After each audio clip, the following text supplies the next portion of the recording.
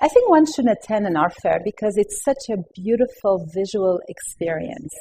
And when you go to an art fair, you get to see all sorts of beautiful work and things that you hadn't thought about.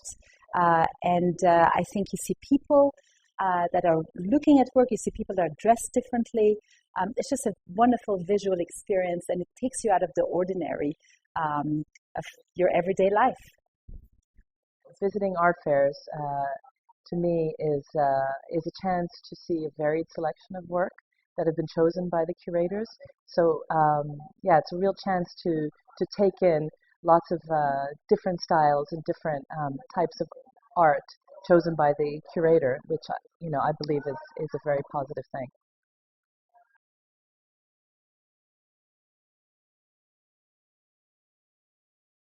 The best approach to navigating through a fair for me is, first of all, I have to wear comfortable shoes because I plan to walk and explore every corner. I do my work in advance, so I read about some of the artists I'm interested in, but I also try to, be surprised by something I was not expecting to see. And finally, I think it's really important to go back. So I typically visit an art fair a couple of times. I think the best thing to do, especially at the Accessible Art Fair, is to talk to as many artists as possible because that's what it's all about. It is about meeting the artists behind the work, and you can get so much more insight when you talk to the artist directly. And, in terms of buying, I think the most important thing is to buy what you love.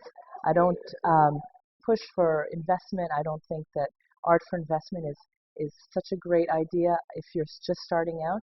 I think you really should go for what you love.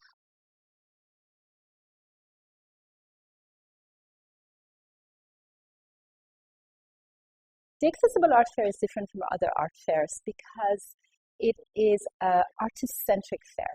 So basically, when you go to a typical art fair, you see the galleries, you see the work. But with the Accessible Art Fair, what's very different is that you get to meet the creator behind the work, and you get to speak to them and really understand what has inspired them.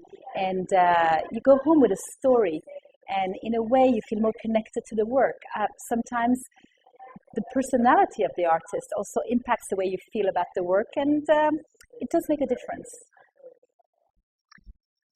10 years ago, when I moved to Belgium, I did my research and I realized that there are so many artists out there without gallery representation, artists of quality, artists with lots of experience who haven't yet been discovered. So I created the Accessible Art Fair to give them a high-level platform to show and to sell their work. The idea behind the Accessible Art Fair is really to engage the artist with the audience. We attract an audience, an art-buying audience. People are interested in art. People are interested in acquiring art, and to buy this art directly from the artist. The Accessible Art Fair is different from other art fairs because the artists are present. They're present throughout the art fair, and they have a chance to engage with the audiences. And we think that that adds a lot of value to the art buying experience.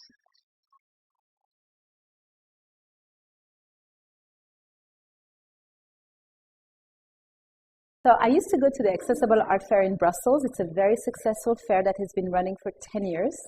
And I loved meeting the artists in a friendly environment with a glass of something to drink. When I came to New York, I realized that there was nothing like it. So I decided to bring the fair to New York City with my company, MVV Art, which is a new art venture, to create opportunities for artists, collectors, and corporate sponsors to discover each other and form powerful creative partnerships. And we decided to be very New York-centric because it's a New York fair, so we have New York artists, but we also have artists from around the world.